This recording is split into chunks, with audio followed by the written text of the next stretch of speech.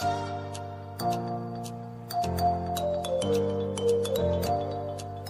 are listening to Alex Nanlohi Podcast, to know the Lord and to make Him known. Kita berdoa. Bapa Surgawi, terima kasih buat kesempatan kami bersekutu. Kami menaikkan pujian kami kepadamu, doa kami kepadamu, dan juga kami akan membuka firman-Mu. Kami mohon ya Tuhan, bukalah juga hati kami. Jadikanlah hati kami seperti tanah yang baik, supaya ketika benih firman-Mu ditaburkan boleh sungguh-sungguh berakar, bertumbuh, dan juga berbuah nyata di dalam hidup kami. Berkati baik hamba-Mu yang menyampaikan, setiap kami yang mendengar, juga interaksi di antara kami. Tuhan tolong agar kiranya apa yang kami pelajari bersama bukan hanya menjadi pengetahuan, tapi sungguh-sungguh menjadi bagian kehidupan kami yang akan melayani sebagai pemimpin-pemimpin kelompok kecil ke depan. Waktu ini kami persembahkan dalam tangan pengasihan-Mu, dalam nama Yesus, Sang Firman yang hidup. Kami menyerahkan pemberitaan firman-Mu. Amin. Shalom, selamat siang teman-teman sekalian. Saya bersyukur buat kesempatan boleh sharing firman Tuhan dengan teman-teman semua. Dan siang hari ini kita akan bicara tentang Christ-likeness. Tadi sudah ada diskusi ya, atau kalian kasih pendapat ya, seperti apa sebenarnya pemimpin kelompok kecil yang baik atau yang serupa dengan Kristus.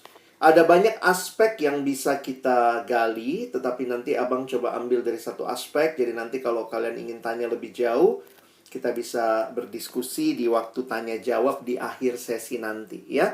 Abang akan bawakan dulu materinya, sesudah itu nanti kita akan lihat sama-sama ada hal-hal yang bisa kita diskusikan. Saya mulai dengan mengangkat satu bagian firman Tuhan yang saya rindu kita boleh hayati sebentar, berkaitan dengan pelayanan yang Tuhan Yesus pernah tanyakan kepada Petrus.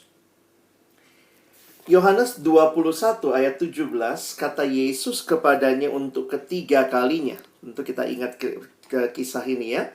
Nah, ini pertanyaannya. Simon anak Yohanes, apakah engkau mengasihi aku? Maka sedih hati Petrus karena Yesus berkata untuk ketiga kalinya, apakah engkau mengasihi aku? Dan ia berkata kepadanya, Tuhan, engkau tahu segala sesuatu, engkau tahu bahwa aku mengasihi engkau. Kata Yesus kepadanya, gembalakanlah domba-dombaku.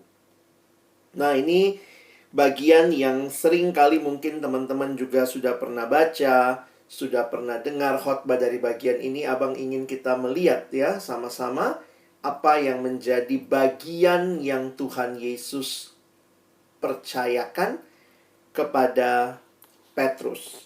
Atau nama aslinya kan Simon ya. Petrus itu sebutan yang Tuhan Yesus berikan seperti batu karang ya. Nah, Simon namanya ya, kalau udah pakai nama asli ya ini menarik ya. Yesus bilang sama dia, Simon anak Yohanes. Jadi itu jelas, Simon bin Yohanes. Nama bapaknya Petrus berarti Simon. Yohanes ya. Jadi kalau orang nanyanya pakai pertanyaan begini ya, coba misalnya kamu nama panggilanmu mungkin siapa gitu ya, kayak saya Alex, tapi kalau sudah dibilang Alex Nanlohi ya, Alexander Nanlohi, wah itu ada penekanan di situ ya. Yesus bertanya bukan kepada Simon semua Simon, tetapi Simon yang anak Yohanes, apakah engkau mengasihi aku? Dan karena 3 kali ditanya, sedih hati Petrus karena Yesus bertanya 3 kali, apakah engkau mengasihi aku? Nah, kita nanti bisa lihat kembali lagi ya. Nanti saya akan ajak kita balik-baliknya nanti ke bagian ini.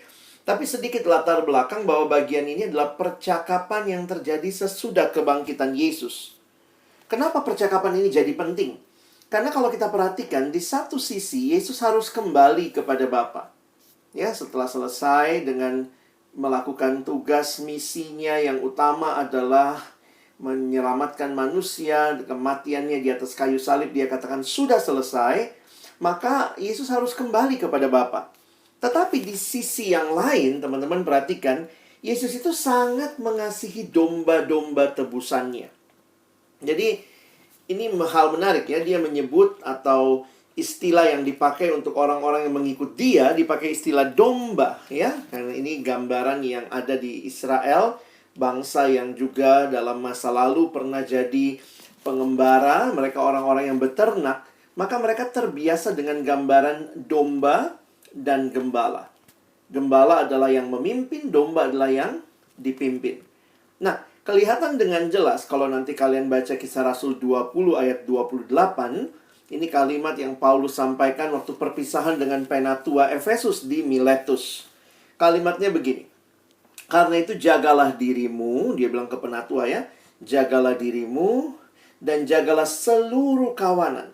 Karena kamulah yang ditetapkan Roh Kudus Roh Kudus menjadi penilik untuk menggembalakan jemaat Allah. Nah, ini perhatikan ya, yang diperolehnya dengan darah anaknya sendiri. Teman-teman, kalau nanti kalian jadi PKK, tetap harus ingat ya, kalian bukanlah gembala dalam arti tidak pernah jadi domba. Sebenarnya kita ini di hadapan Tuhan semuanya domba. Nah, beberapa domba ada yang diangkat jadi gembala, jadi PKK misalnya.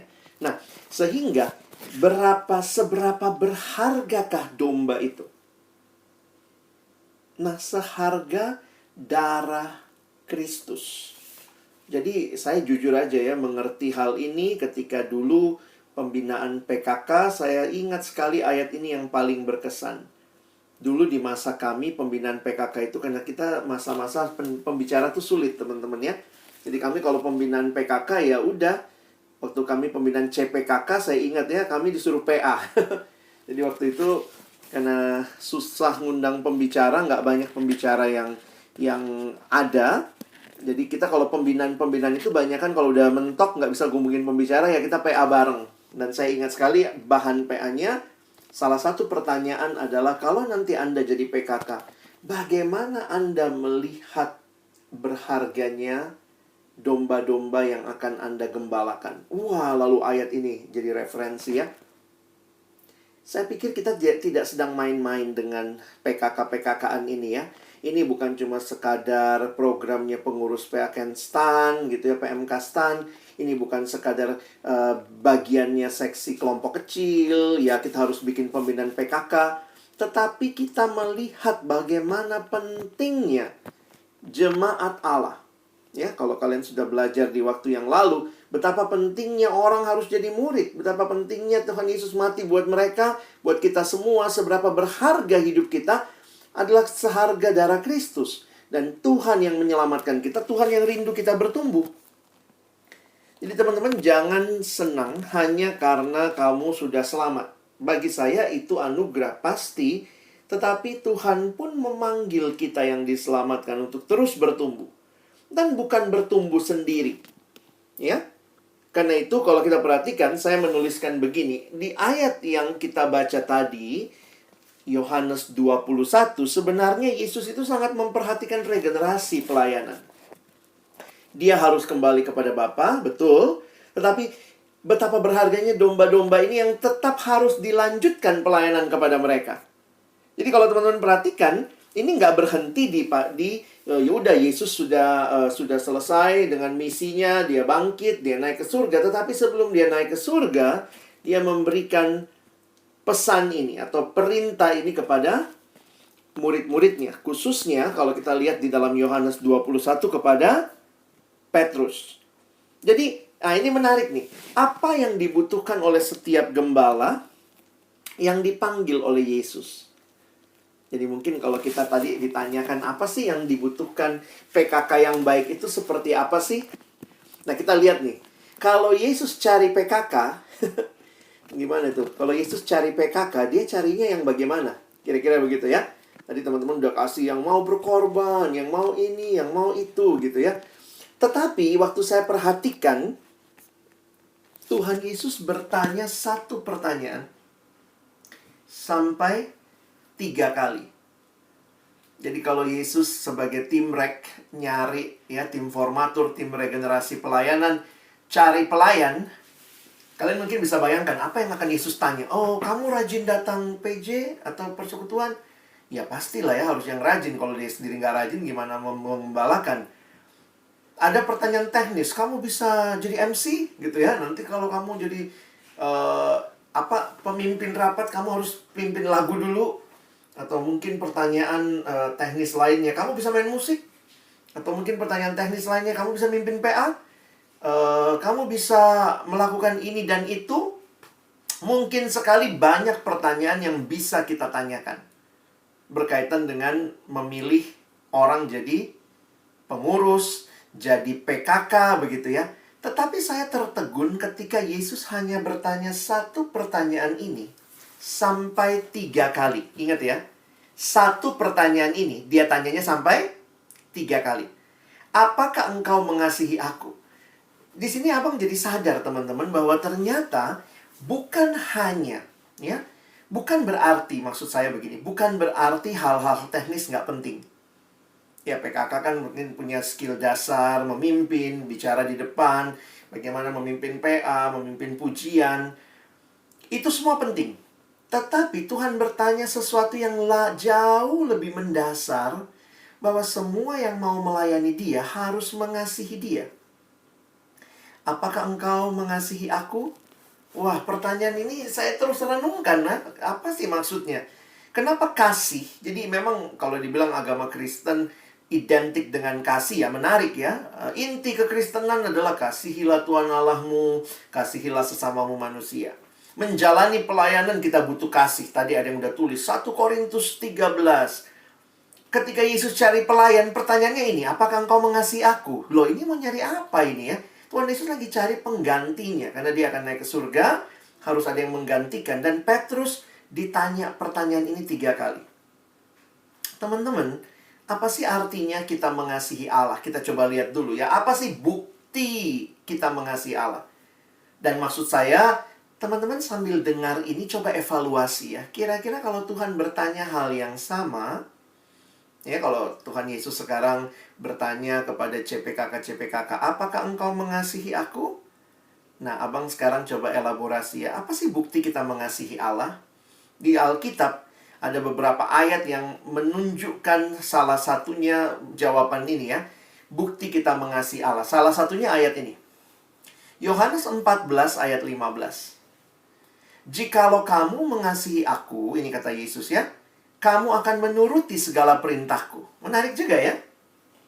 Mengasihi Tuhan tidak identik dengan seberapa banyak program atau keterlibatanmu di dalam pelayanan. Tetapi ada hal yang lebih mendasar. Kalau kamu mengasihi Tuhan, kamu akan menuruti segala perintahnya. Jadi, kasih itu kaitannya dengan ketaatan. Ya. Jadi kalau mengasihi Tuhan bukan masalah seberapa besar foto Yesus di dompetmu, seberapa besar kalung salibmu, seberapa besar Alkitab cetakmu, begitu ya. Tetapi ini bicara ketaatan kepadanya. Karena hati-hati mungkin ada orang-orang yang bisa begitu rupa pelayanan kepada Tuhan, rajin pelayanan, aktif banget, sibuk, tapi nggak kelihatan tuh ketaatannya. Nah itu jadi bukti mengasihi Tuhan tidak berkaitan dengan aktivitas semata, tetapi kepada ketaatan yang paling mendasar. Rasul Yohanes dalam suratnya menuliskan hal yang sama. Sebab inilah kasih kepada Allah, ya, yaitu bahwa kita menuruti perintah-perintahnya. Jadi kasih kepada Allah itu sederhana. Ya, kita menuruti perintah-perintahnya. Nah, saya lebih kaget lagi ada ayat kayak gini nih. Kalian cek ya, jangan pikir abang cuma tulis-tulis tapi nggak ada ayat aslinya. Ini persis dari ayat aslinya. Perintah-perintahnya itu tidak berat. Wow. Pertama kali saya dapat ayat ini, saya sampai cek Alkitab versi lain. Bener nggak? Jangan-jangan salah cetak. Jujur aja, kalau kita ditanya, perintah Tuhan tuh berat atau nggak berat? Wah, kita semua akan langsung ngomong berat, begitu ya. Anak pemuda, remaja, wah, saya tanya sama anak remaja ya, abang banyak ke sekolah-sekolah, anak SMA, saya tanya sama mereka. Jujur, perintah Tuhan tuh berat atau enggak? Perintah Tuhan jadi orang Kristen, banyakan bolehnya atau nggak bolehnya? Nggak boleh. Berarti berat dong ya? Perintah-perintahnya berat. Ayo ambil tip X, ganti ayatnya. Tapi ayatnya bilang gini, Perintah-perintahnya itu tidak berat, sebab semua yang dari Allah mengalahkan dunia. Dan inilah kemenangan yang mengalahkan dunia, yaitu iman kita. Dulu kami pernah bikin gelang untuk siswa dengan hashtag cinta, ya. Wah, ini maksa sih ya. Tapi cinta itu cuma ingin mentaati Allah. That is love. Kira-kira seperti itu penghayatannya. Jadi kalau teman-teman memperhatikan bukti mengasihi Allah. Jadi kalau Tuhan Yesus sekarang nanya ya, para CPKK, apa yang paling penting? Kamu mengasihiku nggak? Apa bukti mengasihinya? Kamu taat nggak sama Tuhan? Kamu sudah menikmati ketaatan yang joyful. Perintah Tuhan itu, tanda kutip, kalau dibilang tidak berat, berarti apa yang membuatnya tidak berat? Perhatikan ya. Perintah-perintahnya itu tidak berat, itu diawali dengan inilah kasih kepada Allah. Jadi teman-teman, saya kasih contoh sederhana begini. Saya punya teman benci banget belajar bahasa Jerman, padahal dia dulu anak IPS. Di IPS itu mau tidak mau ada bahasa Jerman. Waktu itu selain Inggris ya. Jadi dia masuk IPS, waktu SMA males banget bahasa Jerman. Ya, Jermannya nggak jelek-jelek amat sih, tapi paling cuma 6, 7 gitu ya. Nah, satu waktu saya kaget gitu. Waktu saya dengar dia lagi les bahasa Jerman. Lalu, kok lucu? Lu yang nggak suka Jerman, lagi les bahasa Jerman. Lalu kemudian waktu saya tanya, dia bilang, gitu sih, gini sih Lex. Aku lagi deket sama orang Jerman. Kayaknya kami bakal serius dan akan menikah. Sehingga, teman-teman lihat ya, bahasa Jerman yang tadinya tuh begitu berat, begitu menjadi sesuatu yang beban, begitu dia cinta sama orang Jerman.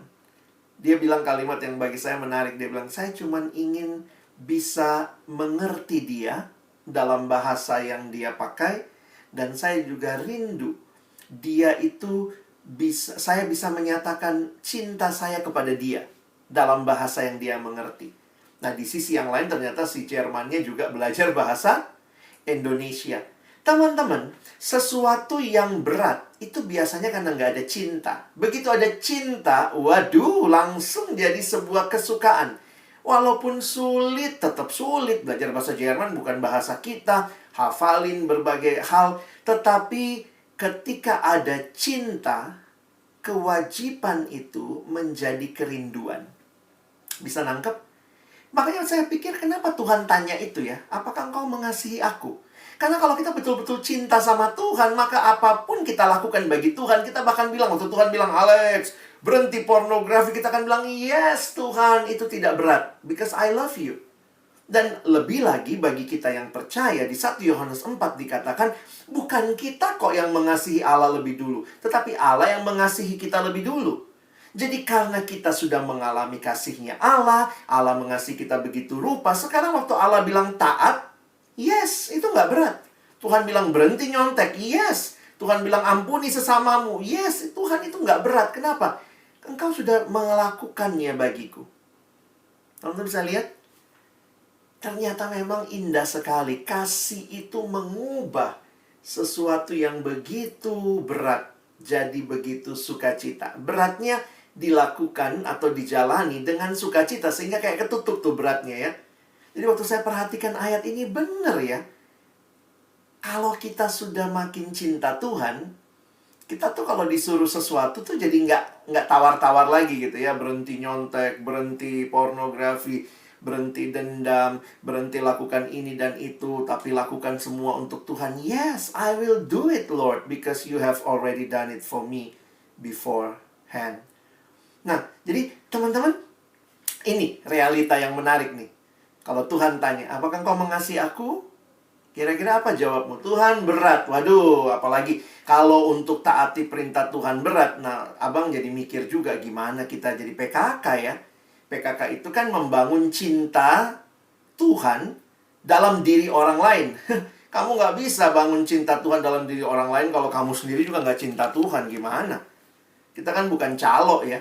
Ayo, ayo, surga, surga, surga, surga. Tapi waktu orang ke surga semua kita nggak ikutan gitu. Enggak ya. Kita bicara keselamatan, kita nikmati dan kita jalani.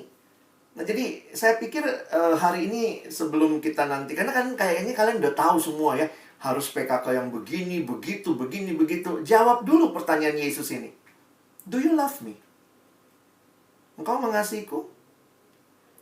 Kalau sungguh engkau mengasihiku, engkau akan taat kepadaku. Perintahku jadi sesuatu yang tidak memberatkanmu, tetapi menjadi sebuah kesukaan karena engkau sangat mengasihiku. Sebagaimana aku telah terlebih dahulu mengasihimu. Nah, ini yang pertama. Nah, aspeknya bersyukur bukan cuma ini ya. Di sisi yang lain, saya kutip kalimat dari pendeta John Stott. Dia katakan begini. Sebagaimana ikan dibuat untuk air, umat manusia dibuat untuk kasih. Untuk mengasihi Allah, kita udah bahas barusan. Tetapi juga mengasihi sesama.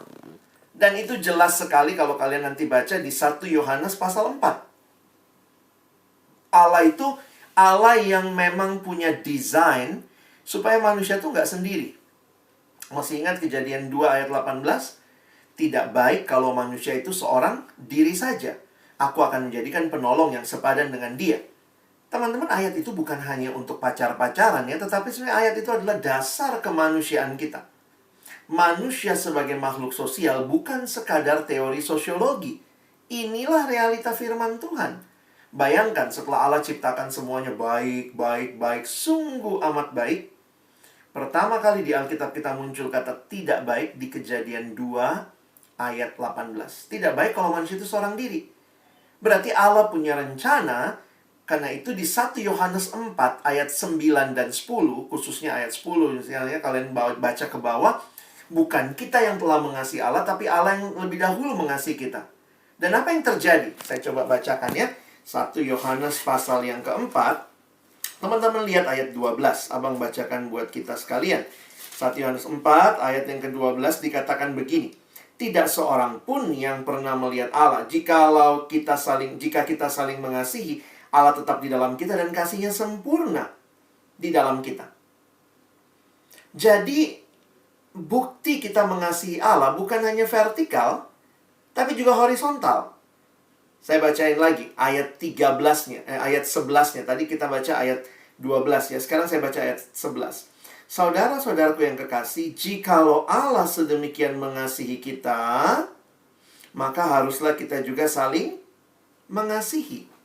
Jadi, love one another itu adalah bukti bahwa kita mengasihi Allah. Makanya dilanjutkan kalau kalian baca sampai di bawah. Nggak mungkin orang bilang mengasihi Tuhan tapi dia tidak mengasihi sesama yang dilihatnya. Bagaimana bisa? Karena itu di dalam Alkitab jelas sekali bahwa mengasihi Allah buktinya juga adalah mengasihi sesama. Di dalam Alkitab banyak sekali kata one another. Ya. Saya seringkali tunjukkan file ini. Jadi kalau kita itu hidup, bukan hidup bagi diri sendiri. Karena kekristenan itu yang model begini nih. Saling mengaku dosa, saling mendoakan, saling melayani, saling mengasihi. Kita nggak bisa jadi orang Kristen terus cuma mau duduk di pojok, nggak mau kenal siapa-siapa gitu ya. Saya pikir that is not Christianity. Kekristenan, Allah menciptakan manusia sebagai gambar dan rupa Allah, sehingga kalau Allah adalah Allah yang kasih adanya, maka kita pertama-tama mengasihi Allah. Tetapi bukti kita mengasihi Allah juga muncul dalam relasi dengan sesama. Saling membangun, saling mengampuni. Makanya kita butuh persekutuan. Dan puji Tuhan di kampus Tuhan hadirkan. Ada persekutuan dalam bentuk yang lebih besar, ibadah-ibadah besar, tetapi juga ada kelompok-kelompok kecil. Dan kita lihat itu dalam hidup Yesus. Nah, ini one anothering atau Indonesia pakai istilah saling.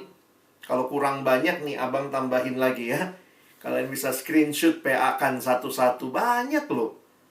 Tuhan mau kita saling mengasihi, saling membangun, saling melayani, saling mendoakan. Dan itulah kekristenan. Jadi kalau kita simpulkan pertanyaan Yesus, ya. Waktu Tuhan tanya, apakah engkau mengasihi aku? Ya, saya meyakini ini pasti terkait dengan dua bukti ini. Pertama, kalau kamu mengasihiku, kamu taat kepada Allah. Itu bukti mengasihi Tuhan. Tetapi, nampaknya Tuhan Yesus mau move further. Bahwa kalau engkau mengasihi aku, engkau akan melayani sesama. Itu udah tanda kutip otomatis lah. Kalau kita mengasihi Allah, tapi tidak mau melayani sesama, sebenarnya pertanyaannya, sungguhkah kita mengasihi Allah? Karena bukti yang paling mendasar dari kita mengasihi Allah adalah kita mengasihi sesama. Ya, makanya lihat, Tuhan Yesus kan nanya, apakah engkau mengasihi aku? Kan Petrus bilang, iya Tuhan, aku mengasihimu. Petrus tuh sampai bilang, Tuhan, aku mengasihimu, Tuhan. Tapi lihat respon Yesus. Kadang-kadang kita nggak take note ya. Apa kalimatnya? Kalau engkau mengasihiku, kira-kira begitu ya. Kalau kita lanjutkan, ini kalimat Yesus. Gembalakanlah domba-dombaku. Ini kayak gimana ya? Coba kalau kamu ditanya gitu ya. Apakah engkau mengasihi Tuhan? Terus kalau iya Tuhan, aku mengasihimu. Aku rajin saat teduh. Aku setiap hari doa sekian jam. Aku luar biasa Tuhan mengasihimu. Aku taati. Aku baca buku rohani. Terus Tuhan bilang, oke, semua itu penting. Tapi sekarang pelayanan ya kepada sesama. Itu juga mengasihi aku. Mengasihi Tuhan tidak hanya terkait dengan kesalehan pribadi, kehidupan spiritual pribadi, tetapi mengasihi Tuhan juga terkait dengan hidup yang dibagikan kepada sesama, yaitu kepada domba-dombanya. Jadi saya pikir penting sekali jawab pertanyaan ini. Ya mungkin maaf ya, abang kayaknya kesannya agak maksa, tapi bukan saya nih, firman Tuhan. Kalau kamu mengasihi Tuhan, nggak mungkin kamu nggak mau jadi PKK. Sorry, saya ngomongnya kesannya kayak maksa ya. Tapi ini kan sederhananya Tuhan mau ngomong begitu. Kamu mengasihiku, ayo gembalakan domba-dombaku. Itu bukti mengasihiku. Jangan ngomong mengasihiku, tapi disuruh ini nggak mau, suruh itu nggak mau. Ya kecuali ada hal lain ya. Misalnya, bang, sorry bang, saya sedang ada masalah dengan kuliah. Jadi saya mungkin akan fokus kuliah dulu. Sehingga Tuhan juga mungkin memahami ya. Tetapi secara situasi normal, semua orang yang mengasihi Tuhan, nggak ada alasan nggak melayani. Jadi siapa yang melayani Tuhan? Siapa yang ngaku mengasihi Tuhan? Jangan ngomong mengasihi Tuhan tapi nggak mau melayani. Itu bukan nggak kompatibel, teman-teman. Jadi ketika Yesus menanyakan ini, Petrus jawab loh. Petrus jawab, Tuhan, aku ini mengasihimu. Terus Tuhan ngomong, gembalakan domba-dombaku. Wow, bagi saya itu Tuhan kayak langsung hit tak gitu ya. Kalau kau mengasihiku, ayo udah ini. Makanya Tuhan meninggalkan dan kemudian Petruslah yang menjadi gembala bagi domba-domba milik Tuhan. Teman-teman, perhatikan begini. Seberapa berharga domba-domba itu? Oh, seharga darah Yesus. Jadi saya lagi berpikir begini, Tuhan tanya, kalau engkau mengasihiku, Petrus, kira-kira ya kalau pakai bahasa kita. Kalau engkau sungguh mengasihiku, Petrus, pasti juga engkau mengasihi yang aku kasihi. Benar dong? Tuhan aja sangat mengasihi domba. Masa kamu bilang mengasihi aku, Petrus, tapi kamu nggak mengasihi domba yang kukasihi? Kalau kau sungguh mengasihi aku, maka kau akan kasihi juga yang paling kukasihi, yaitu domba-dombaku, yang bagi mereka aku mati. Nah, saya kasih ilustrasi, ini pengalaman pribadi ya, saya seringkali cerita juga. Jadi abang itu punya adik sepupu. Waktu dia masih kecil, lucu banget kayak boneka Jepang ya. Waktu dia lahir aja saya udah kelas 3 SD. Jadi ya kami waktu masih SD, kalau lagi liburan, kumpul, ketemu tuh, masa kecilnya itu selalu seneng banget menggendong dia. Jadi kita tuh rebutan gendong dia semua ya. Jadi dia lucu kayak boneka Jepang begitu ya.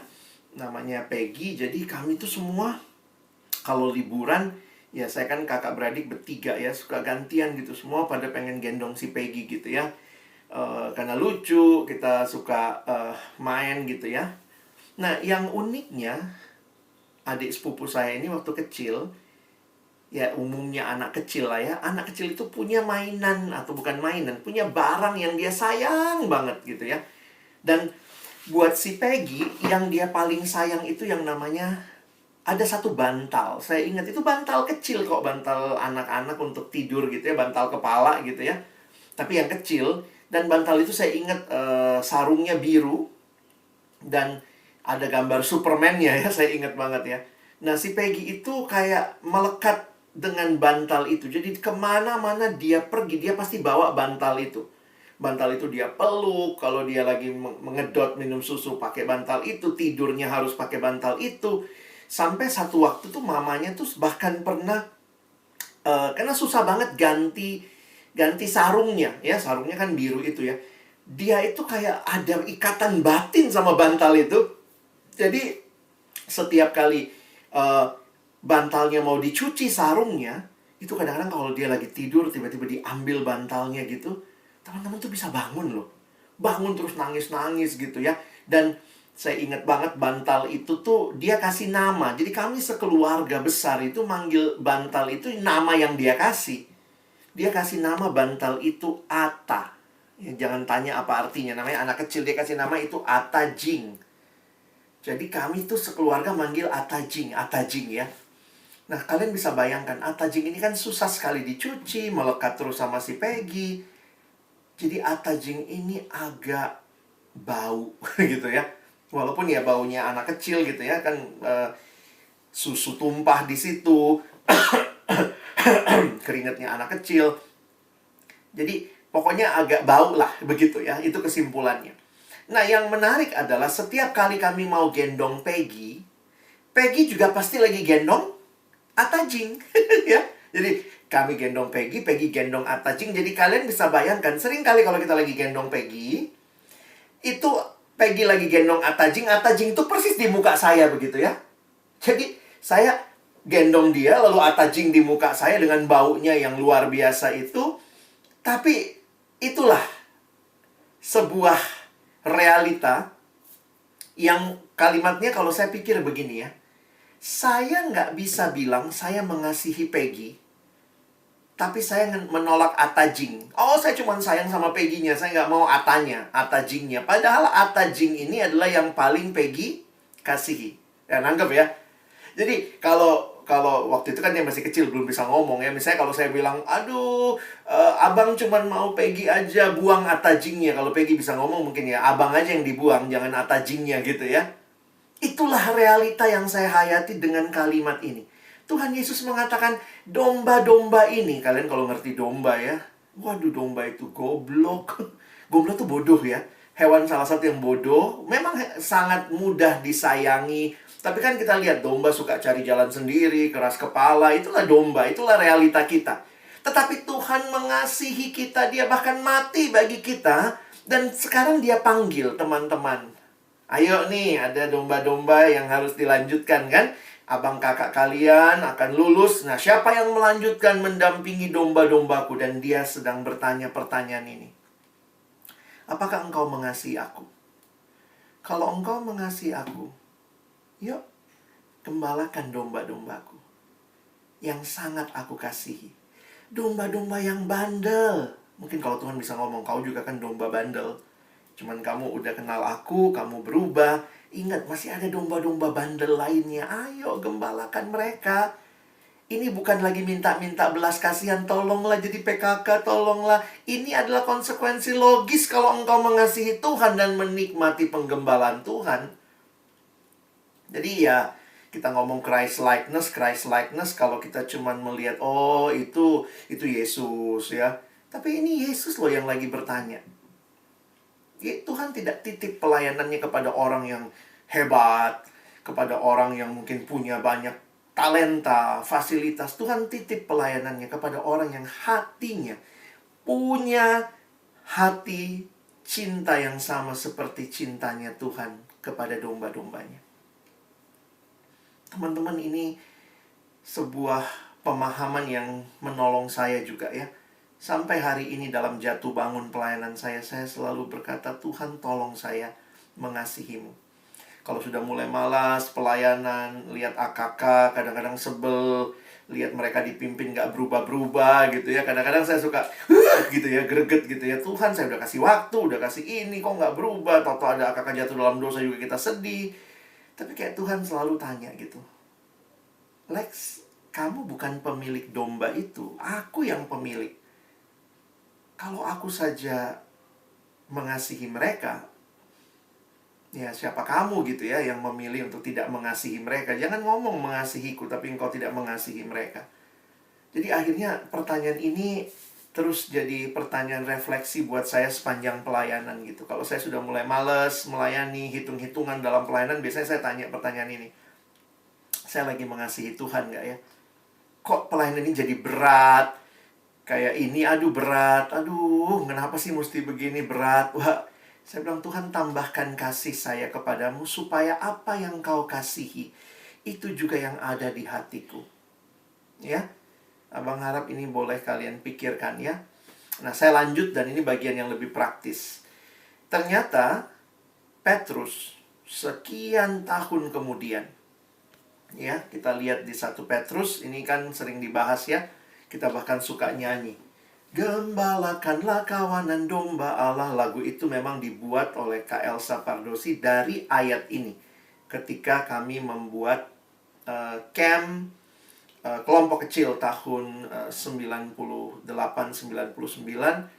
dari ayat-ayat eksposisi ini kita kasih ke Kak Elsa dan dia akhirnya membuat lagu yang kita tahu hingga hari ini ya.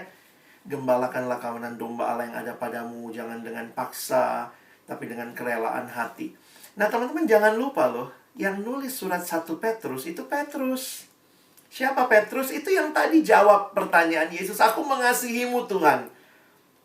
Surat 1 dan 2 Petrus sebenarnya adalah surat yang menyatakan penderitaan, khususnya di jemaat mula-mula. Ada 2 ancaman yang mereka alami pada waktu itu. Kalian bisa bayangkan, ikut Tuhan di abad pertama tidak mudah. Ada ancaman dari luar. Dari siapa? Dari orang-orang yang tidak suka dengan kekristenan.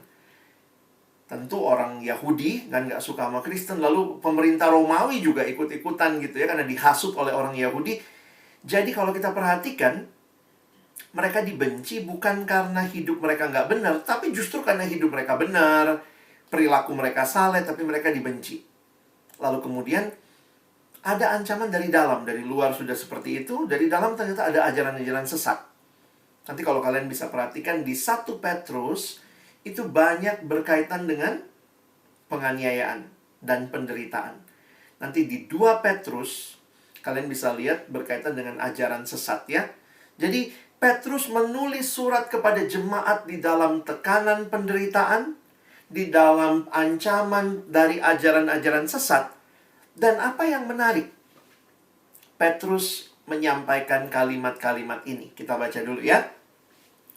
Aku menasihatkan para penatua di antara kamu.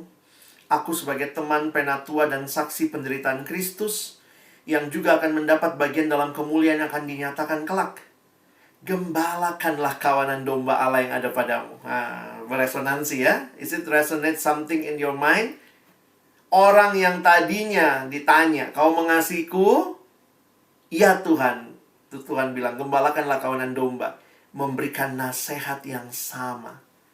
Sekian puluh tahun kemudian. Gembalakanlah kawanan domba Allah yang ada padamu. Jangan dengan paksa tetapi dengan sukarela, sesuai dengan kehendak Allah. Dan jangan karena mau mencari keuntungan, tetapi dengan pengabdian diri. Ayat 3. Jangan kamu berbuat seolah-olah kamu mau memerintah atas mereka yang dipercayakan kepadamu, tetapi hendaklah kamu menjadi teladan bagi kawanan domba itu. Maka kamu, apabila gembala agung datang, jadi Yesus itu gembala agung ya, kamu akan menerima mahkota kemuliaan yang tidak dapat layu. Ini pun menolong kita menghayati Petrus juga menempatkan dirinya sebagai domba ya. Makanya dia bilang gembala agung datang. Memang pada waktu itu orang melihat Petrus sebagai gembala. Tetapi di hadapan sang gembala agung, sampai kapanpun Petrus adalah dombanya. Demikian juga kita. Mungkin kita jadi PKK, tapi ingat loh, PKK bukan berarti berhenti jadi murid. Tetap murid. PKK bukan berhenti jadi domba. Di hadapan Tuhan kamu tetap domba, tetapi kamu domba yang diangkat jadi gembala untuk menggembalakan domba lain. Ya, kira-kira seperti itu. Nah, kita lihat sebentar ya. Ketika Petrus tulis surat ini di ayat pertama, menarik sekali. Dia tidak menempatkan diri sebagai rasul. Bukan kerasulannya yang dia tonjolkan. Dia nggak bilang, aku perintahkan, aku rasul loh. Tapi dia pakai, aku ini temanmu, teman penatua. Dan aku adalah saksi penderitaan Kristus. Kenapa? Saya pikir ini tidak lepas dari apa yang kita baca tadi ya. Petrus menulis surat ini tepat sebelum Kaisar Nero mulai dengan kejam menganiaya orang-orang Kristen di Roma dan di seluruh kekaisaran. Sekitar 30 tahun sebelumnya. Jadi ini surat ditulis sekian puluh tahun, 30 tahun kira-kira setelah Petrus menyangkal itu ya. Sekitar 30 tahun sebelumnya Petrus yang mengkhawatirkan nyawanya telah 3 kali menyangkal bahwa ia mengenal Yesus. Jadi Petrus dengan begitu rendah hati menempatkan diri. Nasihat ini bukan datang dari seorang Superman rohani yang menempatkan diri lebih tinggi dari para penatua, tidak. Dari seorang yang juga pernah punya kegagalan. Saya pikir di sini indahnya Tuhan memakai setiap kita pribadi yang rapuh. Nggak ada dari kita PKK sempurna kok. Ya, bukan berarti kita tidak berjuang jadi PKK yang semakin baik. Tetapi ingat teman-teman, kita bukan pribadi yang sempurna. Kita pribadi yang rapuh, yang tidak sempurna, tapi Tuhan panggil untuk menggenapkan rencananya. Ya ini, namun Tuhan Yesus memanggil Petrus yang pernah melakukan dosa. Ingat loh, dosanya tuh tiga kali menyangkal ya. Saya nggak tahu kalau kita menghayati gimana tuh. Kalian pernah menyangkal Yesus nggak? Enggak lah bang, masa tiba-tiba ditawarin jadi PKK ya. Mungkin kalau seksi tim formatur atau tim regenerasi, kamu PKK ya dek, karena kan kayaknya aku lihat deh kamu pernah menyangkal Yesus, bagus deh kamu gitu ya. Ya mungkin kita nggak terang-terangan begitu. Ini Petrus tuh pernah nyangkal 3 kali lagi ya. Tapi Tuhan percayakan untuk dia. Nah, biar kita lebih dramatis ya, ini bukan sinetron ya. Tapi saya coba perhatikan gimana penyangkalan Petrus. Kalian pernah perhatikan nggak penyangkalan Petrus? Kadang-kadang kita cuma tahu dia sangkalnya 3 kali ya. Mari coba kita lihat penyangkalan Petrus. Nah, kita lihat kisahnya aja ya. Abang coba aja kita lihat.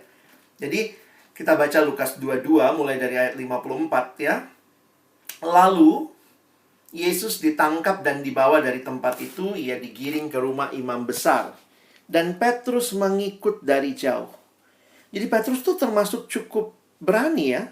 Walaupun dia ikutnya dari jauh ya. Di tengah-tengah halaman rumah itu, orang memasang api dan mereka duduk mengelilinginya. Petrus juga duduk di tengah-tengah mereka. Jadi dia ada di situ. Seorang hamba perempuan melihat dia duduk dekat api. Ia mengamat-amatinya lalu berkata, juga orang ini bersama-sama dengan dia. Nah, Petrus kaget kali ya. Tetapi Petrus menyangkal, katanya, bukan, aku tidak kenal. Wah, ini penyangkalan yang Petrus lakukan. Lalu lihat ayat 58 ya, ini belum terlalu kelihatan, tapi di 58 perhatikan ya. Tidak berapa lama kemudian, seorang lain melihat dia lalu berkata, engkau juga seorang dari mereka. Tapi Petrus berkata, bukan, aku tidak. Teman-teman, jadi kalau kalian perhatikan ceritanya, ini kalau saya juga dari kecil tuh karena mungkin nggak pernah PA-in mendalam, saya pikir itu satu orang nanya sama Petrus, kamu kenal Yesus? Tidak. Kamu kenal Yesus? Tidak. Jadi satu orang nanya sampai 3 kali. Ini bukan satu orang loh yang nanya. Kayaknya yang nanya 3 orang. Jadi Petrus tuh menyangkal Yesus bukan begini. Kamu kenal Yesus nggak? Tidak. Kenal? Tidak. Tidak. Jadi dia bukan 3 kali. Tidak. Itu 3 kali juga kan?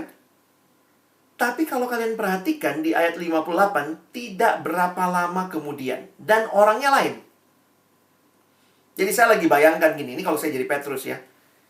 Ada perempuan yang lihat, wih kamu sama dia ya? Enggak, bukan saya. Terus dia tuh kan diem ya. Aduh. Mungkin dia nyesel, kenapa gue ngomong gak kenal ya? Aduh Tuhan, ampuni aku. Gak lama lagi yang lewat. Kamu yang sama dia? Enggak, bukan aku. Jadi ini sebuah penyangkalan yang sadar, kalau mau pakai istilah itu ya. Sadar dan ya sekali lagi bukan itu ya. Kamu kenal dia? Tidak. Itu 3 kali juga. Nah, keterangan waktu berikutnya bikin saya tambah yakin teori ini gitu ya. Ayat 59. Dan kira-kira berapa lama? Kira-kira sejam kemudian. Jadi nyangkalnya ini sadar nih. Bayangkan, dalam sejam itu habis nyangkal, kira-kira gimana perasaannya? Tetap di situ lagi dia. Aduh Tuhan, aduh aku nyangkal tadi, aduh. Enggak deh, nanti kalau ada lagi yang lewat aku nggak mau nyangkal. Enggak. Sejam kemudian, seorang lagi berkata dengan tegas, sungguh orang ini bersama-sama dengan dia, sebab ia juga orang Galilea. Tapi Petrus berkata, bukan, aku tidak tahu yang kau katakan. Seketika itu juga, Sementara ia berkata, berkokoklah ayam. Teman-teman, Petrus menyangkal Yesus, kalau saya boleh pakai penafsiran saya, dengan sadar di dalam 3 waktu yang berbeda, bukan 1 waktu berturut-turut, kepada 3 orang yang berbeda. Ini menunjukkan ini bukan penyangkalan yang kayak kepepet gitu. Kamu kenal nggak? Enggak. Ya, itu 3 kali juga, sekali lagi ya. Teman-teman, aduh, ngeri banget loh. Jujur, saya waktu ngerti ini ngeri banget. Makanya ayat 61, lalu berpalinglah Tuhan memandang Petrus. Saya nggak bisa bayangkan gimana adegan ini. Ingat, Petrus di luar rumah, Tuhan Yesus di dalam. Karena Petrus nggak ikut masuk. Dia tunggu di halaman. Di dalam rumah imam besar. Makanya ini sebenarnya kalau dibikin drama atau sinetron ini ya. Begitu ayam berkokok, Yesus di dalam, Petrus di luar, terus Yesus balik mandang Petrus. Maka teringatlah Petrus bahwa Tuhan telah berkata kepadanya, sebelum ayam berkokok pada hari ini, engkau telah 3 kali menyangkal aku. Tuhan kayak mau ngomong, Petrus, ayam aja sekali berkokok, kamu udah 3 kali berkokok gitu ya. Makanya lihat ayat 62, lalu ia pergi keluar dan menangis dengan sedihnya. Teman-teman, saya nggak bisa bayangkan adegan ini.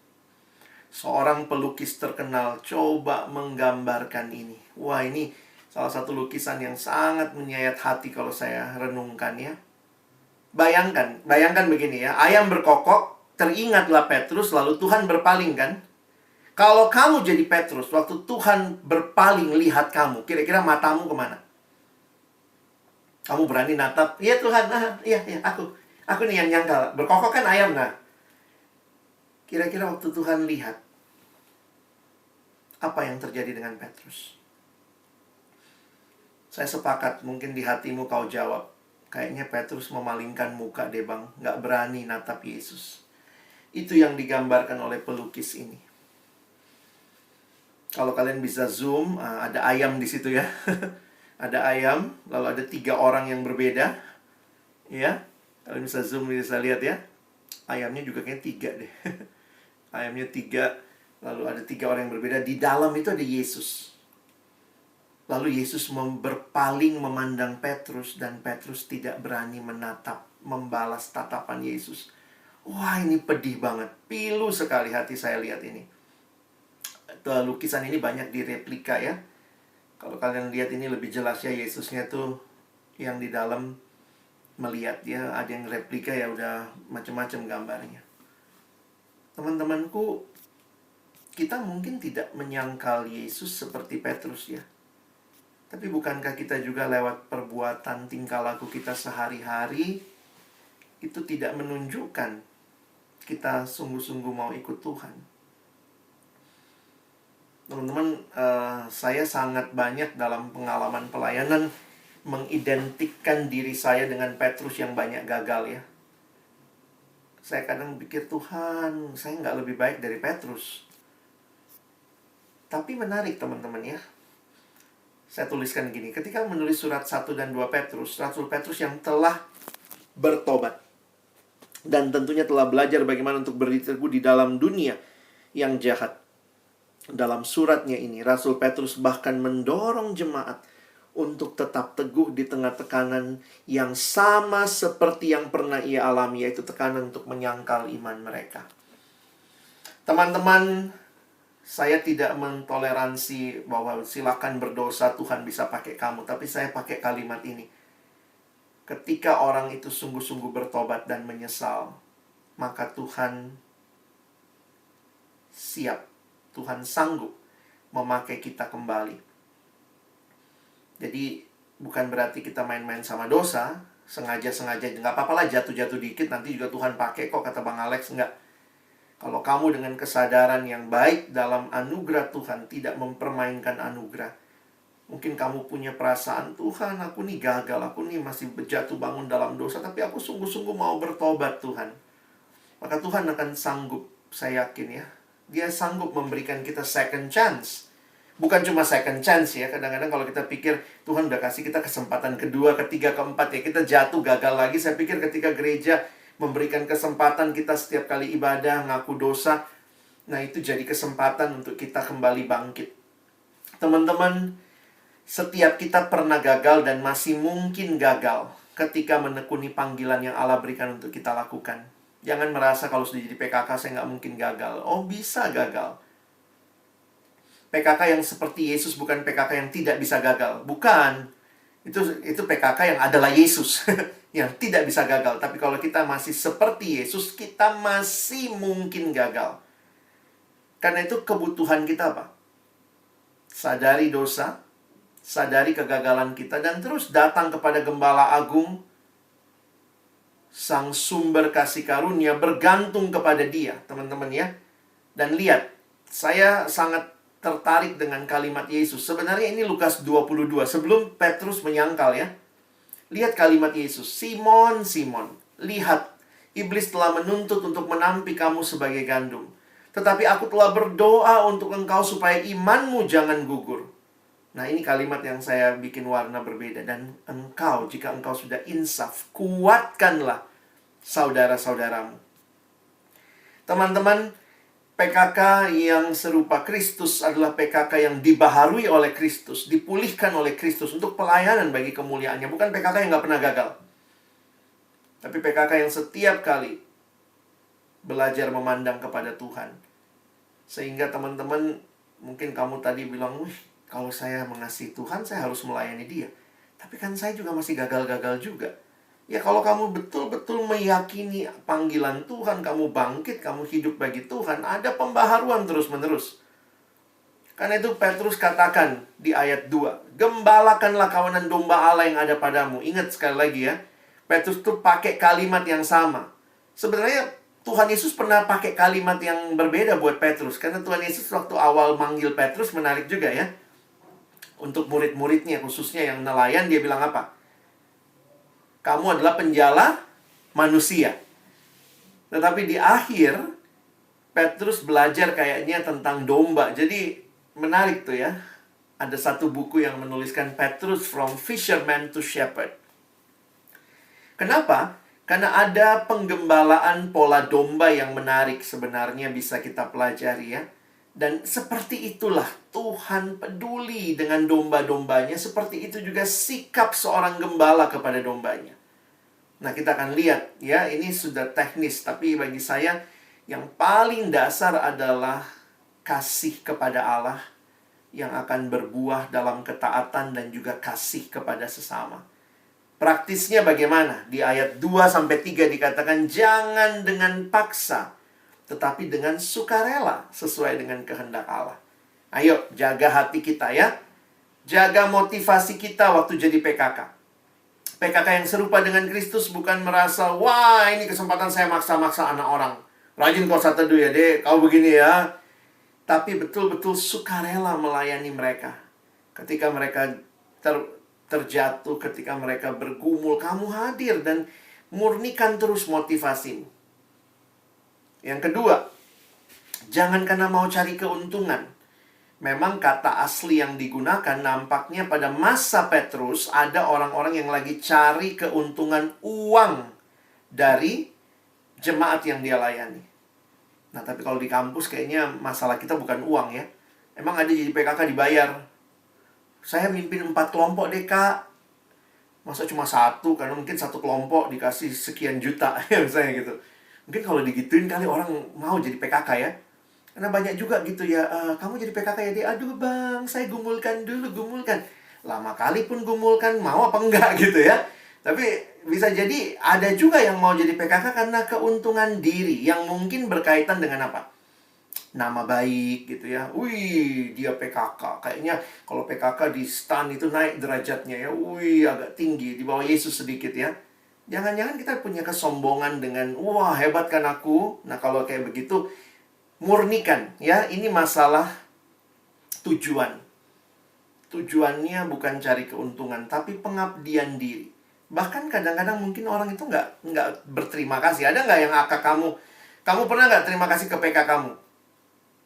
PKK itu miskin apresiasi ya, jarang-jarang lah. Kalau kakaknya ulang tahun, dia harus kasih kado, ingat tanggal ulang tahunnya. Pas dia ulang tahun ya semua lupa gitu ya. Jadi kadang-kadang saya pikir juga ya, kalau kita memang mau cari keuntungan, cari pujian, lalu begitu kakak kita tidak melakukan yang kita harapkan, oh bisa sedih kita. Tapi kalau kita dengan pengabdian diri, kita pun akan rela melayani, meskipun mungkin kita nggak diingat, tidak dipandang ya. Tentunya kalau saya khotbah sama domba, saya bilang juga, belajar hargai PK kamu ya. Kalian juga yang hari ini, nanti kirimlah SMS singkat, WA singkat. Bang, Kak, thank you ya, selama ini sudah berjuang untuk pertumbuhan rohaniku. Saya thank you. Kadang-kadang kita juga lupa ya, kita pikir take it for granted. Nah, terakhir, jangan kamu berbuat seolah-olah mau memerintah. Jadi bukan masalah memerintah ini ya, tetapi dikatakan teladan. Jadi memang kepemimpinan yang paling efektif bukan kepemimpinan dalam pemerintahan. Ya, ini masalah metode. Ya, bukan power, otoritas, tetapi exercise your life dengan teladan. Jadi teladan, be an example, a living example. Jadi teman-teman, kalau kita bilang rajin saat teduh ya, kita rajinlah ya, jadi teladan. Kita bilang jangan telat ya, termasuk masuk Zoom jangan telat. Kalau kita KTB, kelompok kecil ya ayo gitu ya. Lakukan juga. Jangan cuma perintah anak orang begitu ya. Persiapan ya Dek, ya persiapan juga begitu. Nah ini hal-hal yang praktis lah. Tapi akhirnya saya pikir gini, semua ini akan kita perjuangkan ketika kamu punya cinta kepada Tuhan. Dan itu akan berbuah kepada cinta bagi sesama. Teman-teman, karena itu bagian terakhir diingatkan ya. Maka kamu, apabila Gembala Agung datang, kamu akan menerima mahkota kemuliaan yang tidak dapat layu. Pujian yang pertama, yang terutama yang akan kita terima bukan dari AKK, bukan dari domba, bukan dari sesama gembala, bukan dari seksi kakak, tapi dari Gembala Agung yang memang melihat hatimu, yang mencintai dia, melihat perjuanganmu. Pada masa itu atlet-atlet yang atletik itu ya, itu kalau dapatnya mahkota dari daun apa begitu, saya lupa ya. Jadi itu yang biasanya orang-orang Yunani itu pakai mahkota dari daun itu. Makanya Petrus katakan, kamu bukan cuma terima mahkota daun yang paling 2-3 minggu juga sudah layu. Kamu akan menerima mahkota kemuliaan yang tidak dapat layu. Kita ada dalam situasi melayani milenial, penuh perjuangan, generasi yang bosen, kalian pun, jadi kadang kita bicara, kakakku begini, ya kau juga sama ya, karena teman-teman kan kita satu generasi ya, kalian lah ya, masih masuk generasi Z juga. Jadi apa yang membosankan bagimu, itu juga mungkin apa yang membosankan bagi adik KTB-mu nanti, kan adik kelompok kecilmu, itu juga mungkin membosankan buat kamu. Tapi, apalagi ditambah dengan COVID, harusnya kelompok kecil itu bisa ketemu, tatap muka, sekarang online. Nah, ini perjuangan kita. Nah, tapi perjuangan ini harus kita bangun dari sebuah hati yang seperti Kristus. Hati yang mencintai Tuhan dan mencintai domba-dombanya. Dan Yesus tidak hanya ngomong ya, Dia sudah jadi teladan kita. Saya tutup dengan kalimat pendeta Billy Graham. Christ likeness. Yesus dengan teladannya menyampaikan pada kita bahwa setiap pemimpin yang sejati harus menjadi seorang penolong, seorang pelayan, atau bahkan seorang budak. Ini adalah perintah, bukan saran, dan diterapkan dengan penekanan yang khusus bagi para pemimpin. Pemimpin yang seperti Yesus adalah pemimpin yang seperti teladan yang Dia sudah nyatakan dan kita ikuti. Kiranya Tuhan menolong kita, mempersiapkan hati, mempersiapkan diri, membangun diri kita jadi pemimpin-pemimpin kelompok kecil yang berbuah. Amin. Silakan, Dek. Saya sudah mendoakan dan bergumul tentang PKK ini, tapi saya gak damai Bang sama jawaban doa saya. Karena tantangannya sangat berat dan takut gak komitmen di tengah jalan sehingga harus meninggalkan AKK-nya. Pertanyaan saya, apakah sebaiknya pelayanan jadi PKK ini tetap dilanjutkan atau sebaiknya tidak melayani sebagai PKK ya Bang? Jujur, saya masih bimbang dan saya udah mempertimbangkan tantangannya ke depan. Dan jawaban doa saya mengarah ke belum dulu. Terima kasih pelanggan. Iya. Setiap kita punya pergumulan dengan Tuhan, dan saya pikir ya kalian jawabnya kepada Tuhan ya. Jangan nggak enakan sama manusia. Tapi kalau kita bicara apa yang manusia itu kan bisa seksi kakak atau tim regenerasi, PKK-mu. Ada hal yang mungkin mereka lihat dalam dirimu. Dan mungkin kadang-kadang kita punya blind spot ya. Kita nggak lihat, makanya kita butuh persekutuan ya. Orang-orang yang juga bisa lihat kita, bisa lihat kekuatan kita. Dan sebenarnya gini ya. Kalau abang pikir, ya saya tidak bilang kalian harus jawab iya ya. Tapi saya coba pikir begini ya. Kesempatan itu nggak terulang. Khususnya jadi PKK di kampus. Apalagi kalian di STAN.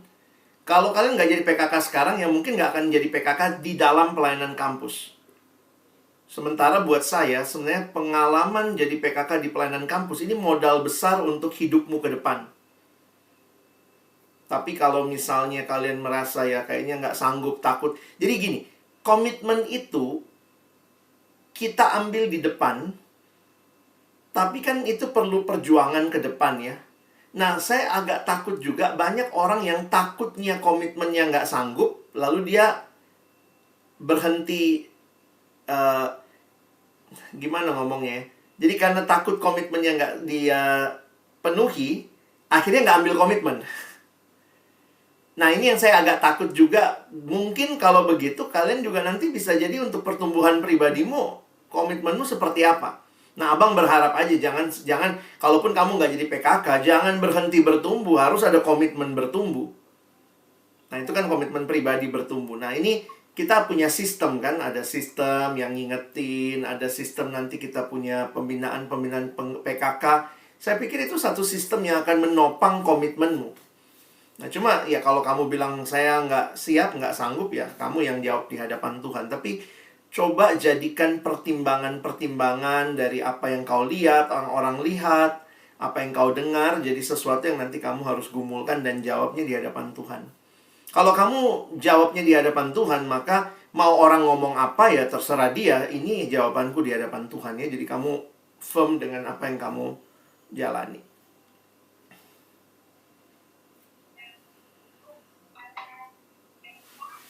Oke, makasih Bang Alex. Selanjutnya ada pertanyaan langsung nggak teman-teman? Atau boleh resen ya? Kalau tidak, aku mau bacakan pertanyaan selanjutnya dari Slido. Ada pertanyaan gini Bang. Bagaimana cara mengasihi Allah kalau pada saat itu rasanya nggak ada?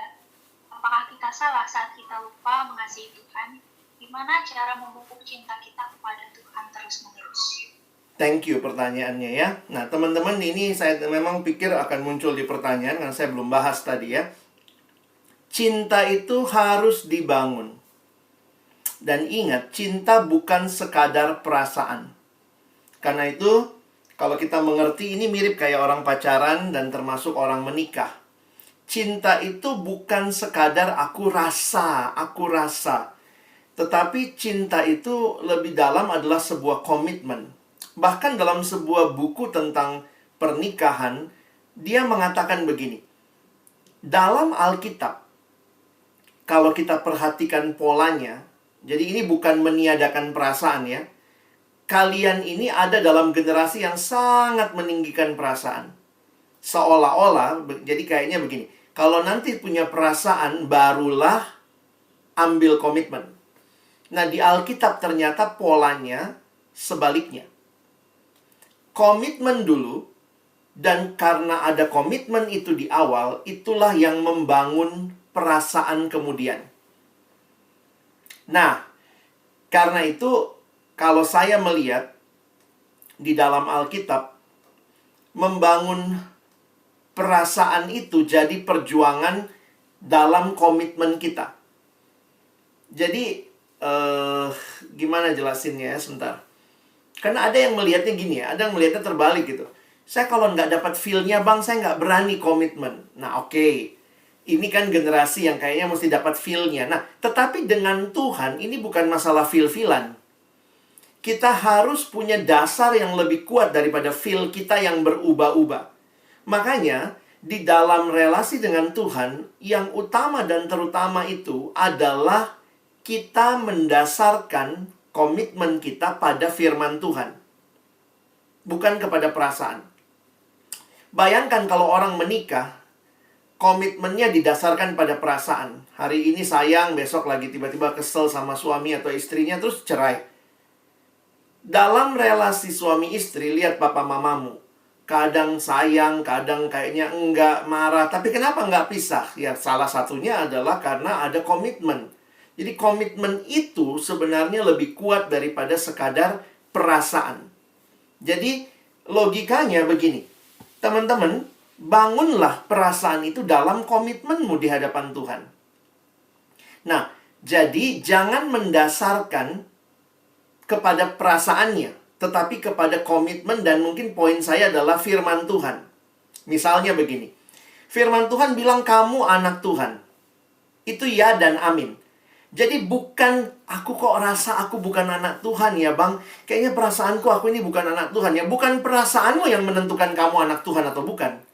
Tetapi apa yang nyata dalam firman, dalam kebenaran, bahwa Tuhan komitmen aku mengasihimu. Tuhan bilang aku mengasihimu. Kau rasa, kau tidak rasa, Tuhan tetap mengasihimu. Nah, tetapi kemudian ketika kita meyakini itu, nah kita mesti bangun cinta. Makanya ada yang bilang ya, jatuh cinta tuh gampang. Yang sulit dalam hidup itu bangun cinta. Ini jadi quote buat kalian ya. Jatuh cinta tuh gampang. Yang sulit itu bangun cinta. Nah, bagaimana membangun cinta? Ingat, perasaan itu kan bisa datang, bisa pergi gitu ya. Tetapi kita perlu bangun. Bangunnya dengan apa? Ya dengan komunikasi. Gimana saya membangun cinta saya kepada pasangan saya? Ya saya komunikasi, ngobrol, dengerin ceritanya, dia denger cerita saya, saling bertukar pikiran. Jadi hal-hal yang kita lakukan, kita memberi pemberian, dia kasih saya pemberian, itu adalah bentuk-bentuk kita membangun cinta. Jadi bagaimana membangun cinta dengan Tuhan? Itu yang kita suka bilang, ayo doa saat teduh. Dengan kita berdoa saat teduh, kita makin menikmati. Benar ya kata firman, Tuhan mengasihi saya dan saya bisa nikmati itu, saya bisa rasakan. Tetapi kalaupun kita tidak bisa rasakan, jangan kemudian menganulir yang pertama. Berarti Tuhan tidak mengasihiku. Karena beriman kita tidak didasarkan kepada sekadar perasaan.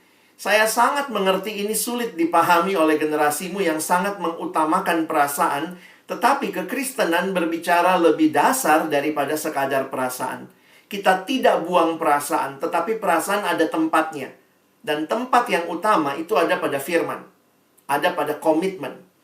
Tuhan mengasihi kita bukan karena dia rasa-rasanya kita perlu dikasihi. Tapi dia komitmen mengasihi kita.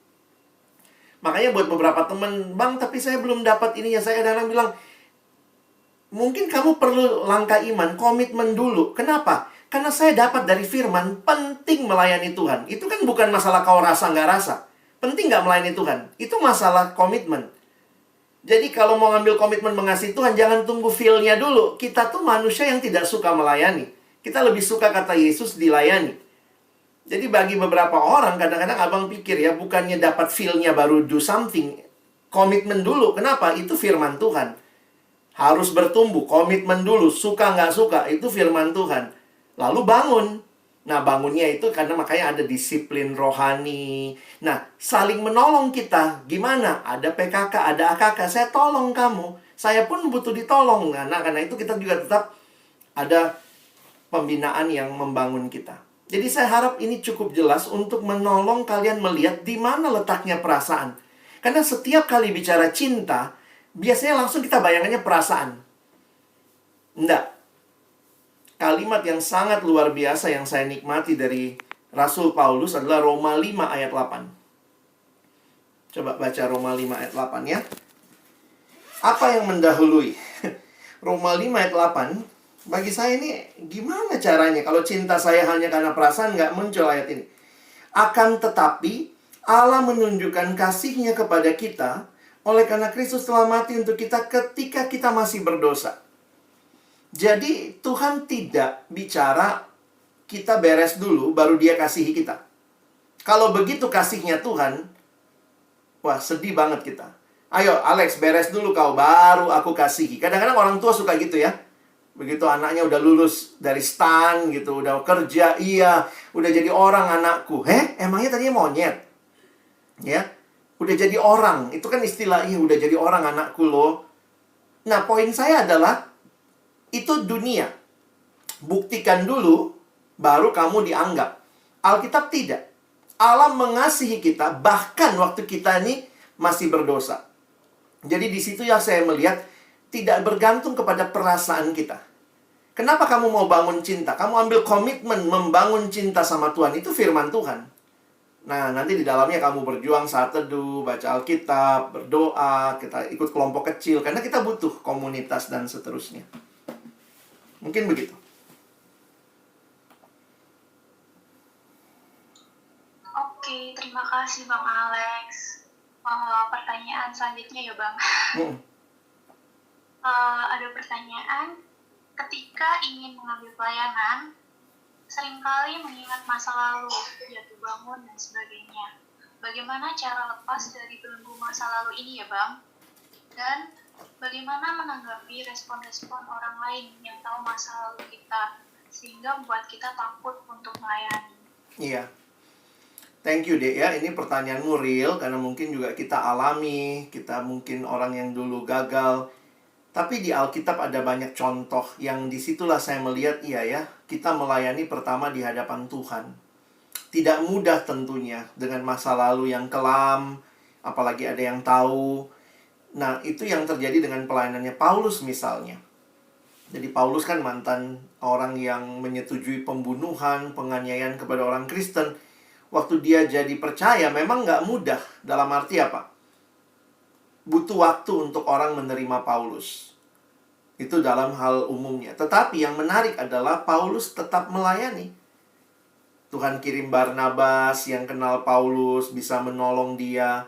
Jadi saya tetap meyakini ya, Tuhan sanggup memakai orang-orang seperti Barnabas buat Paulus untukmu. Yang nanti akan menolong kamu juga. Dan selalu mesti ingat, kita melayani di hadapan Tuhan. Jadi bukan apa kata manusia. Kata manusia hanya sebatas kita dengar, dia cuma tahu masa lalu kita. Yang ke belakang, masa lalu nggak bisa diubah. Karena itu Alkitab juga mengingatkan kita dengan masa lalu bagian kita adalah berdamai. Masih ingat kalimat Yusuf sama abang-abangnya?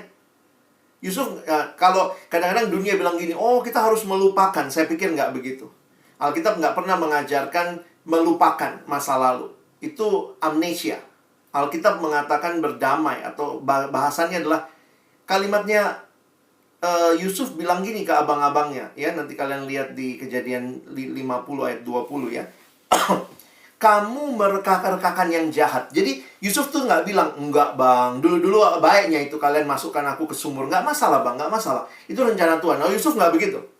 Yusuf tuh realistis. Dia bukannya mengungkit masa lalu, tetapi dia sudah berdamai. Ya, saya bacakan ayatnya. Memang kamu telah mereka-rekakan yang jahat terhadap aku. Oh, Yusuf jelas, kamu bikinnya yang jahat.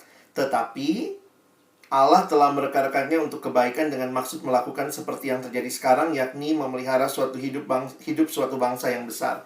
Poin saya adalah masa lalu nggak bisa diubah. Dan juga tidak bisa dilupakan. Sehingga yang bisa kita lakukan adalah berdamai. Tetapi yang bisa kita ubah adalah masa depan. Karena itulah Tuhan memimpin kita berjalan melalui masa depan. Jadi setiap kita punya masa lalu. Nggak ada yang nggak punya masa lalu. Cuma ketepatan masa lalumu ketahuan kali, Dek. Masa lalu temanmu nggak ketahuan. Padahal bisa jadi lebih buruk dari kamu. Jangan tertekan dengan masa lalu. Karena Tuhan mencintai kita dengan siapa kita. Bahkan waktu kita masih berdosa, dan Tuhan mau kita punya masa depan yang baik. Nah, jadi memang dalam relasi manusianya pasti nggak mudah. Mungkin orang butuh waktu lah. Misalnya kalau dulu kamu bendahara, pernah pegang duit, kamu hilangin.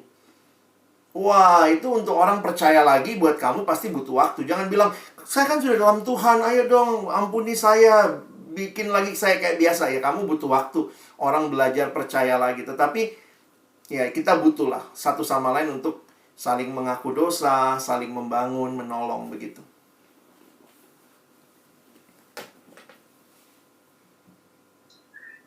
Baik Bang, teman-teman adakah yang ingin bertanya lagi?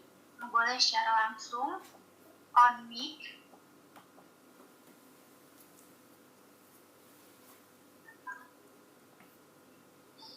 Jika nggak ada, aku bacakan satu pertanyaan terakhir ya Bang. Ya. Tadi kan hal utama ada dalam mengasihi Allah, tetapi sampai saat ini aku masih merasa sangat tidak layak mengembalakan dombanya karena HPDT ku labil dan HPDS ku sering buruk. Gimana ya Bang? Saya takut nantinya tidak bisa menjadi PKK yang benar. Kalau ya saya nggak bisa mengatasi ketakutanmu selain kamu sendiri gitu ya. Maksudnya keyakinan. Jadi gini loh. Saya memang lagi bicara sama generasi yang sangat kuat perasaan ya. Kalian perlu belajar untuk meyakini firman walaupun belum dapat perasaannya. Gimana tuh? Kalau Tuhan bilang kamu berharga, ya kamu berharga bukan karena perasaanmu sudah merasa kamu berharga. Pegang firman Tuhan. Jadi kalau kalian terus-terusan menjadikan perasaan satu-satunya, saya nggak bilang perasaan nggak bisa Tuhan pakai ya, jadi penanda sesuatu. Tetapi saya agak takut kalau perasaan jadi satu-satunya. Jadi kalau kamu dalam hidup menjadikan perasaan satu-satunya ukuran untuk kamu ambil pelayanan, untuk lakukan ini dan itu, kamu nanti tutup mata terhadap firman yang begitu banyak. Firman bilang apa? Aku memberikan padamu masa depan yang baik. Itu kan bukan sesuatu yang istilahnya, ya saya rasanya kayaknya masih terjebak dengan masa lalu gitu. Nah, termasuk juga status-status hidup rohani. Saya tetap meyakini kalau kamu di dalam anugerah Tuhan berani berkata iya, maka Tuhan pun akan menolong kamu untuk belajar memilih apa yang baik. Memang nggak ada yang otomatis. Bang, saya masih jatuh bangun saat teduhnya, tapi saya yakin nih, dari firman hari ini, saya harus melayani Tuhan. Ya udah, saya ambil pelayanan ini dan saya bangun saat teduh saya, sederhana. Jangan tunggu saat teduhmu beres dulu, karena kalau kau tunggu saat teduhmu beres, jangan-jangan nanti Tuhan Yesus sudah datang baru kamu melayani. Tidak ada dari kita yang sempurna. Ya, bukan berarti abang toleransi ya, tapi poin saya adalah hati-hati kita tuh obses dengan kesempurnaan, obses dengan perasaan, sehingga yang jelas-jelas firman Tuhan kita nggak yakini, kita kurang meyakini Tuhan berkuasa, Tuhan sanggup mengubah kita. Kalau kita ambil pelayanan, Tuhan akan melengkapi kita. Saya agak takut kita menutup itu semua hanya karena I don't feel it, I don't feel like it gitu ya. Itu cara, memang itu yang dunia ini lagi tawarin kepada generasimu. Karena kamu hidup dalam dunia yang selalu kalau if you don't feel it, don't do it. No, nggak bisa begitu. Pelayanan adalah kalau kamu tahu Tuhan mau, even if you don't feel it, then make it. Waktu kamu lakukan, kamu yakin bahwa Tuhan akan tambah cinta yang tambah dalam. Dan kamu akan punya perjuangan. Kenapa? Kamu udah yakin ini firman Tuhan, maka kamu akan hidupi. Jadi jangan dipimpin perasaan ya, Dek. Saya agak takut dengan generasi ini, sehingga nanti nggak ada dari kita yang mau melayani ya. Saya pikir begini loh, pelayanan ini milik Tuhan. Saya selalu punya penghayatan begini. Kalau kamu tidak melayani, bukan Tuhan yang rugi. Ingat ya. Kalau kamu tidak melayani, bukan Tuhan yang rugi. Kamu yang rugi. Begitu juga kalau anak-anak, adik-adik saya gitu ya. Bang, lagi malas saat teduh. Aduh, kayaknya I don't feel like it gitu ya. Oke, 1-2 hari. Tapi kalau kamu terus-terusan begitu, I don't feel like it, that is your sin nature. Jadi, akhirnya saya bilang sama mereka, kalau kamu tidak saat teduh, ingat loh, yang rugi bukan Tuhan, tapi kamu. Jangan merasa terlalu dibutuhin ya. Oh, Tuhan kayaknya butuh sekali saya. Tuhan pakai manusia, tetapi Tuhan tidak maksa. Nah, karena itu saya kembali lagi ingetin ya. Kalau kamu meyakini ini adalah perintah Tuhan. Jadi perintah Tuhan, pergi jadikan semua bangsa muridku. Itu kan bukan masalah I feel it or I don't feel it. Tapi itu perintah. doakan, Tuhan bagaimana saya bisa berbagian di dalamnya. Kalau kamu meyakini, kamu ambil komitmen, maka disitulah bisa jadi dari kamu tidak suka, jadi makin suka. Dan akhirnya itu ya akan jadi bagian yang Tuhan tambahkan kemudian. Kalau saya sih melihatnya begitu. Jadi, sorry saya dalam hal ini merasa kita perlu lebih yakin firman Tuhan. Kalau tidak nanti engkau dalam pelayanan selalu yang memimpinmu adalah sekadar pertimbangan-pertimbangan perasaan belaka. Sekali lagi bukan berarti perasaan nggak penting ya. Tapi ada tempatnya. Baik Bang, terima kasih. Sesi Q&A sudah selesai. Aku serahkan kembali kepada Bang Alex untuk menutup dalam doa. Baik, mari kita berdoa. Tuhan, Engkau memanggil setiap generasi untuk melayani-Mu. Karena itu kami berdoa, biarlah kami meresponi di hadapan-Mu, supaya di dalam generasi ini juga kiranya ada orang-orang yang melihat kepada Allah, bukan melihat pada kelemahan diri, melihat kepada kuasa Allah, bukan melihat kepada kegagalan semata, berharap kepada pembaharuan yang dari Allah. Dan inilah yang kami rindukan, akan terus menjadi alat Tuhan membangun generasi ini. Hamba sungguh menyerahkan adik-adikku, agar kiranya setiap pemahaman makin menolong mereka meyakini firman-Mu di hadapan-Mu, dan akhirnya juga makin meyakini apa yang Tuhan mau bagi mereka.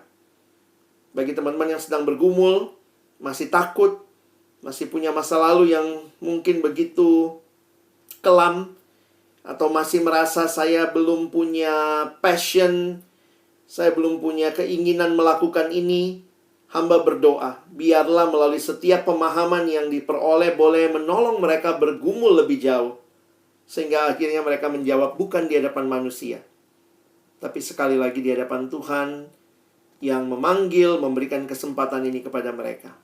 Terima kasih. Kami bersyukur dalam nama Yesus kami berdoa. Amin.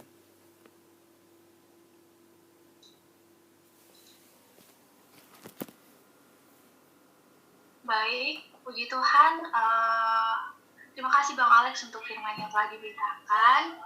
Dalam khotbah tadi aku sungguh menikmati bahwa Tuhan memakai orang-orang untuk mengembalakan domba-dombanya, bukan karena lupa kelebihan atau kesempurnaan mereka, melainkan Tuhan melihat hati. Tuhan memilih mereka yang memiliki hati seperti hati Yesus. Meresponi firman Tuhan, mari dengan penuh kerinduan kita nyanyikan Berikanku Hati.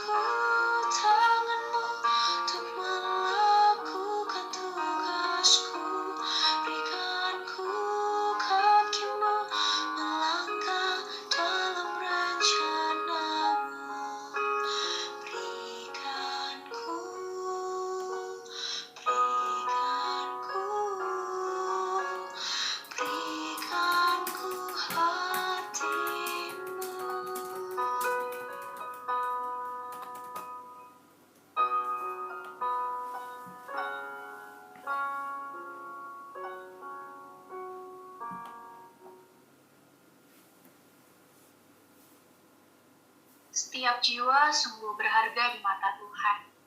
Kita yang dahulu terhilang telah diselamatkannya dan kini boleh menikmati kasih-Nya.